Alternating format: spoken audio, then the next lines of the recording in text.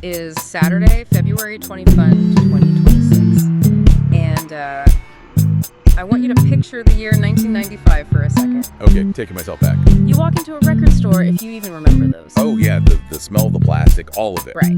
And you have maybe $20 in your pocket, right? Earned from mowing lawns or waiting tables. And you have to make a choice. Just $20 only gets you so far. Exactly. You pick one CD, you take it home, and you just listen to it until the plastic practically melts. You commit to it. You really do. But fast forward to this morning, I looked at my phone, and I realized I have the entire history of recorded human music just sitting there.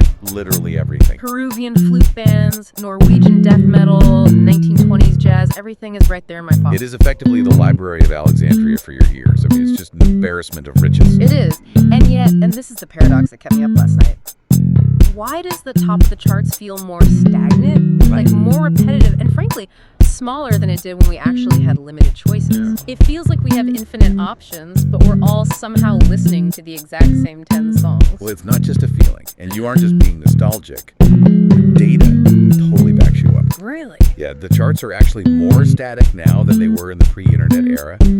We're looking at a profound narrowing of the cultural funnel. So that is our mission today. We are doing a deep dive into this, and we aren't just complaining about, kids these days and their noise. No, we have the receipts for this one. We really do.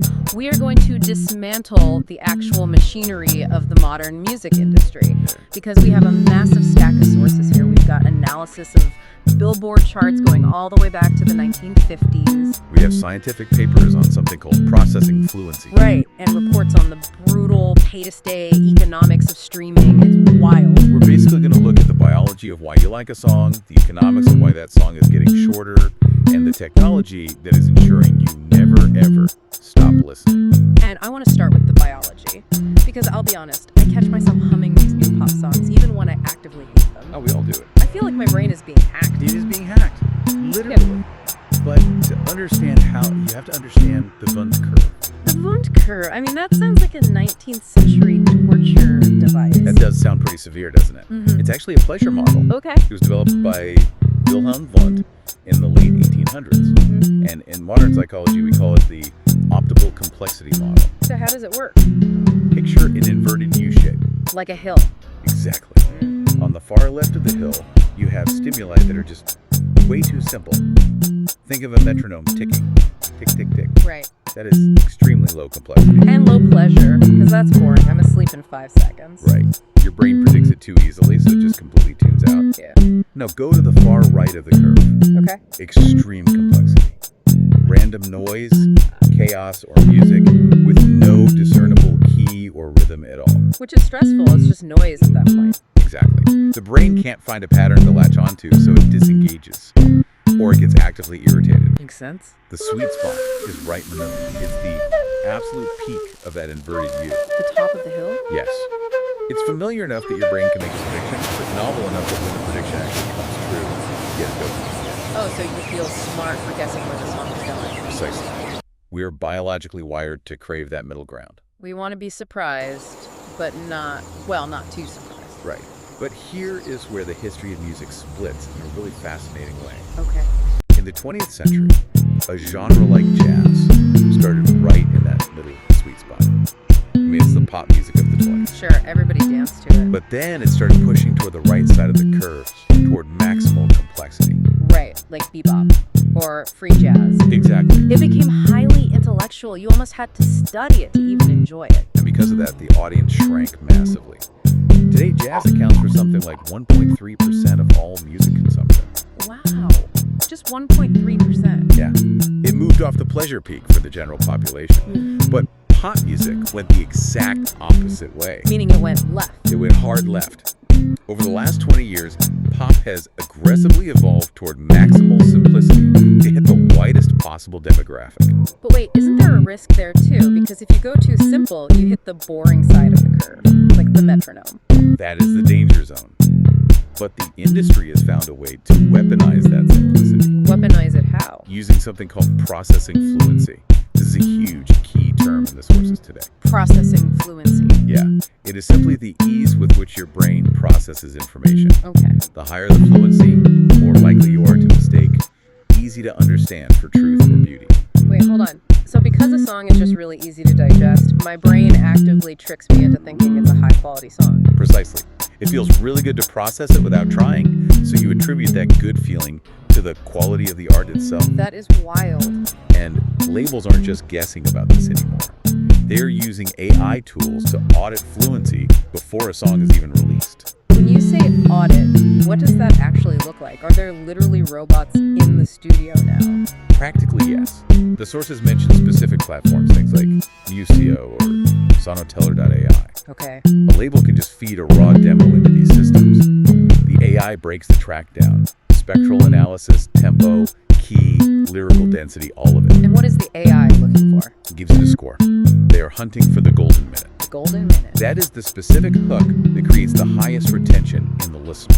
They analyze things like rhyme saturation. Rhyme saturation? What is that? Basically, how many rhymes are packed into a single bar of music.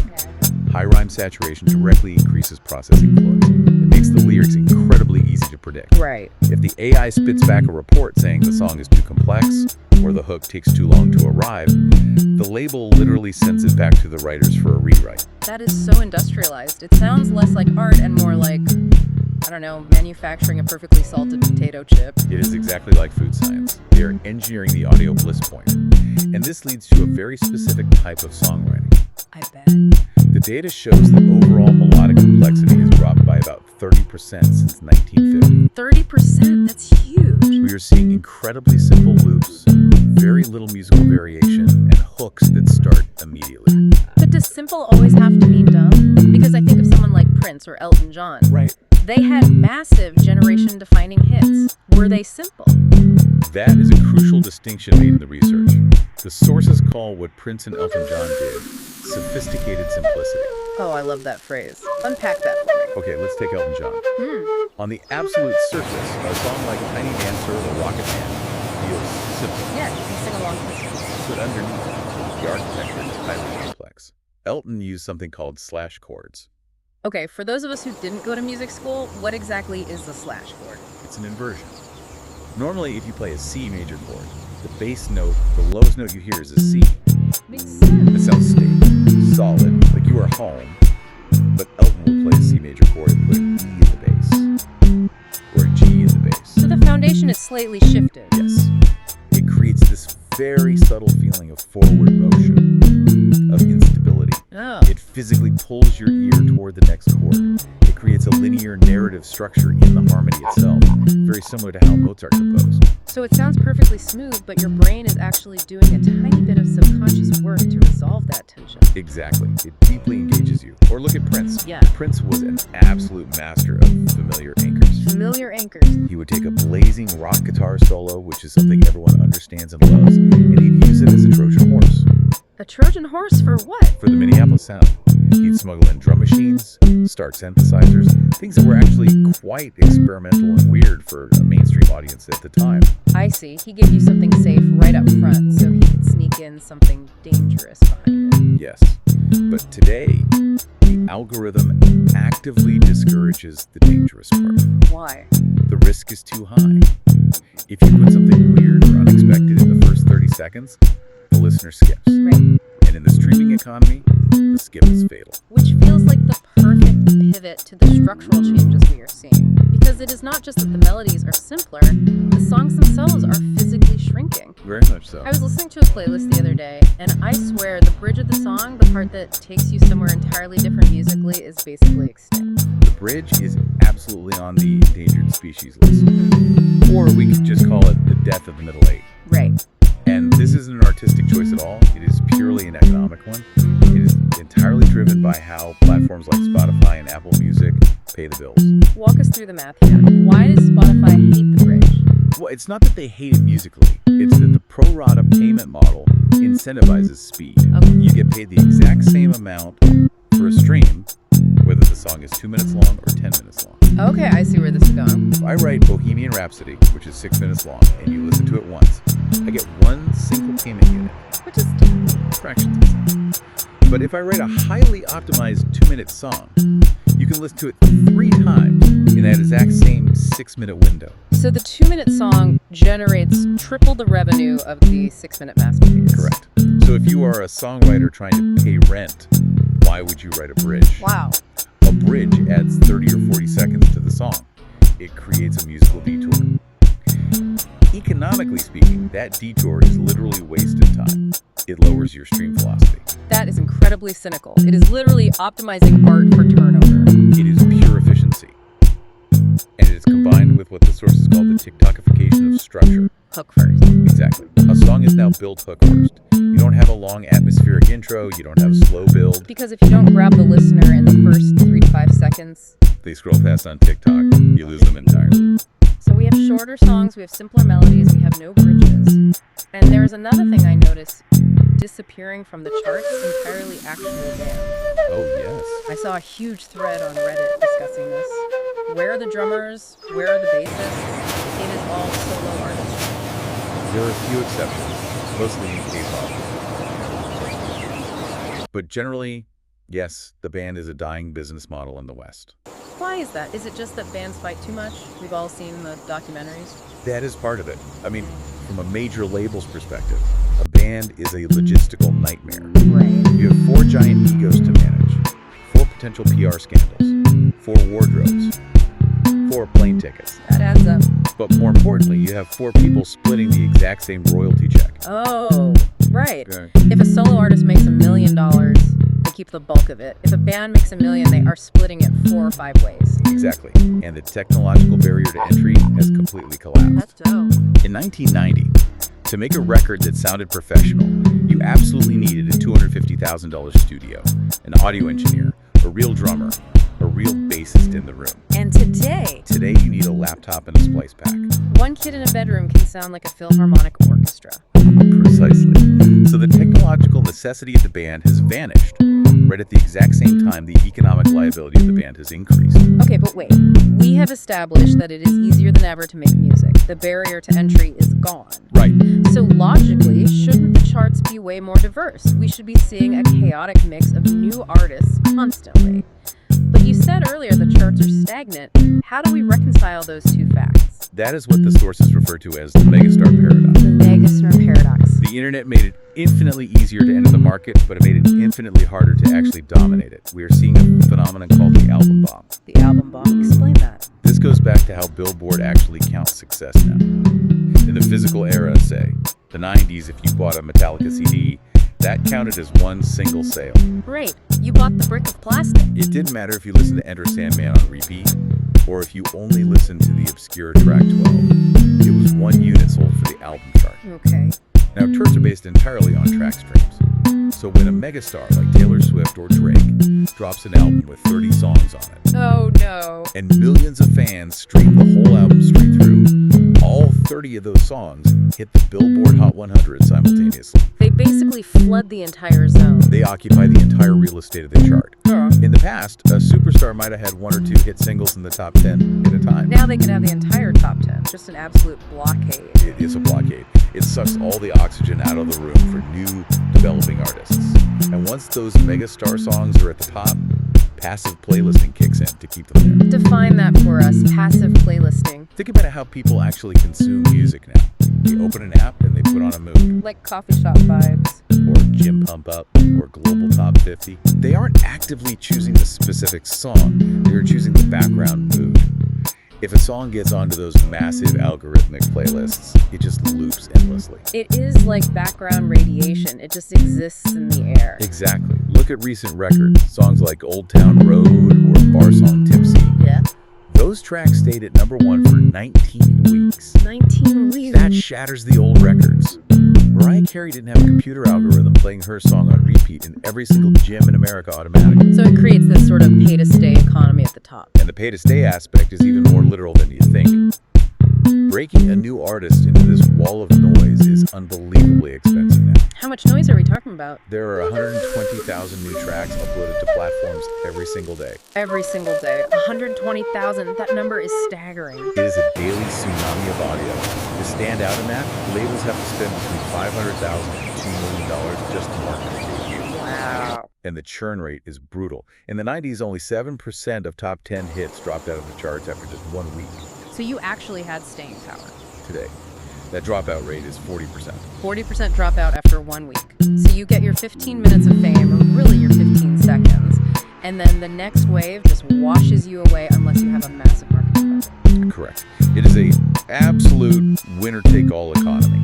And this brings us to the financial reality for the artists who aren't Taylor Swift or Drake.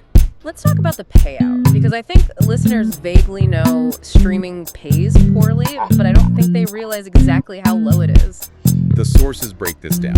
The average payout is approximately $0.0003 per stream. 0.3 cents. So do the math on that.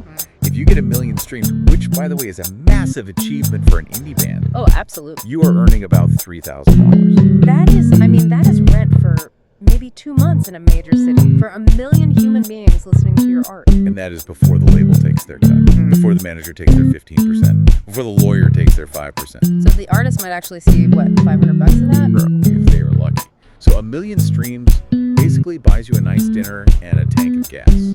That is incredibly depressing. The data is stark. 96% of artists on streaming platforms do not make enough to sustain a career. Wow. The poverty line for a sustainable music career is set at around $131,000 in gross revenue, just to cover touring costs, production, and basic living. Right. Only 0.6% of artists on Spotify actually crack the $1 million mark. This explains so much about the live music experience lately. Well, the concerts. Yeah. I tried to get tickets to a big stadium show recently. I won't name the artist, but it was in the queue. And the prices were literally changing while I was looking at them on the screen. Yeah, that's dynamic pricing. I saw a huge discussion about this regarding the Cowboy Carter tour. It felt like I was day trading, not buying a concert ticket. It is the Uber surge pricing model applied directly to culture. It felt like a robbery. It absolutely feels that way to the fan. But you really have to look at it from the artist's perspective, too. Okay, play devil's advocate for me. They aren't making any money on the album anymore. The album is essentially a loss leader. Like a free sample at the grocery store. Exactly. It's a marketing brochure to get you into the venue. Right. The gig is the only place they actually get paid. So they have to squeeze every single possible dollar out of that one seat. Right. And historically, if an artist sold a ticket for $100, a scalper would instantly buy it and resell it outside for $500. True. The artist looks at that and says, wait, why should the scalper get that $400 margin? That is my art. That should be my margin. Right.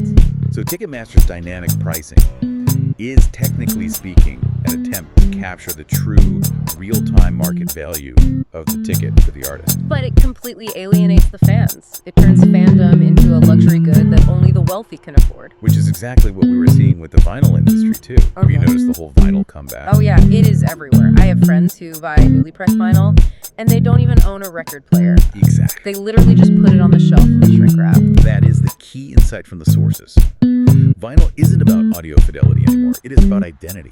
It is merchandise. Right. It has essentially become the Funko Pop of the music industry. The Funko Pop of music. That is a brilliantly accurate way to put it. It is a physical token that signals to the world, I am a true fan of this. Because the digital stream just feels so ephemeral. It feels like renting air. Owning the physical object is a way to reclaim that tangible connection. It's a way to vote with your dollars in a way that 0.3 cents per stream simply doesn't allow. Well, this is painting a pretty dystopian picture for us today. It is a tough landscape. We have AI-optimized song loops, solo artists dominating because bands are too expensive to maintain, fans going completely broke for concert tickets, and the vast majority of musicians earning less than a barista. Yeah. Is there any light at the end of this tunnel? Are artists actually fighting back against this? There is light. We are seeing what the sources call the ethical migration. The ethical migration. It is relatively small right now, but it is highly significant. Artists and listeners are starting to actively leave the dominant platforms. Why specifically? Just the money. Low payouts, definitely, but also ethical concerns. For instance, the sources mention a massive backlash when it came to light that the CEO of Spotify was investing in military AI technology. Oh, wow. Yeah, I can see artists not wanting their art funding that, so where are they going instead? The gold standard for a while has been Bandcamp. Bandcamp. How is their model different? It is direct-to-fan model. When you buy an album on Bandcamp, 80 to 85% of that money goes directly into the artist's PayPal account almost immediately. Wow. It is not a giant communal pool. It is a direct transaction between you and the creator. Which is a massive difference from the fraction of a penny you get elsewhere. Huge difference. Then you have SoundCloud, which is actively pioneering something called fan-powered royalties. How does that work? This is a really fascinating model shift. In the traditional Spotify model, all the subscription money from everyone goes into one giant global pot, and then it's divided by total streams. Right. So if I only ever listen to obscure Peruvian flute music... Your $10 subscription fee is still mostly going to pay Taylor Swift and Drake. Exactly. My money actively subsidizes the megastars that I never even listen to. SoundCloud changes that completely. Under their model, if I only listen to that flute player, my subscription money goes directly to them. That makes so much more sense. It creates a direct economic link between the fan and the specific artist they love. Yes. That seems so obvious. Why doesn't every platform just do that? Because the major record labels who own the rights to the megastars benefit hugely from the big pop model. They don't want it to change. Well, of course. But we are seeing other innovations too. Platforms like Playwhy, Music are experimenting with combining streaming with ownership tokens. Like tracking royalties transparently. Exactly. And even Deezer is trying to differentiate itself by taking a very hard stance against AI-generated music. Against AI. But we just talked about how much AI is used in writing pop now. Well, this is different. There is a massive flood of completely fake artists on streaming platforms right now. Fake artists. Like robots. AI-generated white noise, ambient drone tracks, completely fabricated fake bands. They just clog up the algorithmic playlists to passively siphon off royalty money from the big pot. That is insidious. Deezer is actively purging all of that from their system to protect human artists. It is absolutely wild to me that Made by Humans is going to have to be a premium selling point. Like 100% organic, free-range human audio. But that is literally where we are headed. The human label will become the luxury tier of art. So if we zoom out from all of this data, what does this actually mean for you, the person listening to us right now? What can the listener actually do? It means we have to stop being passive users and start being listeners again. The music industry has fundamentally moved from selling plastic discs to selling processing fluency. They are selling your attention. We are the product. Correct. Every single time you passively let an algorithmic playlist run in the background, you are casting a vote for the algorithm. You are voting for the status quo. But when you actually buy a ticket to a small show, or buy a vinyl record even if you never play it, or choose to buy an album on Bandcamp, or actively search out a weird new band instead of letting the app choose, you are voting for the survival of the middle-class musician. It is really about conscious consumption. It is realizing that your attention is a powerful currency, and you get to actively decide where to spend it. Exactly. We have spent the last 20 years optimizing our music for the brain's baseline simplicity preference, that mood curve we talked about at the start. Yay. We have made everything perfectly easy to digest. But I want to leave you with a question that the sources really seem to wrestle with beneath the surface. Go for it. Let's hear it. In optimizing all of our art for convenience and simplicity, are we slowly training ourselves to dislike genius? Man, that is a heavy thought. Think about it. True genius is often difficult. It is often challenging and complex. Yeah. If Mozart or Prince or even Pink Floyd debut today with their incredibly long intros, their complex chord structures, their total refusal to conform to a 15-second TikTok hook, would the algorithm just bury them before we ever had the chance to learn to love them? Would we just skip Purple Rain in the first 5 seconds because the intro was taking too long? We very well might.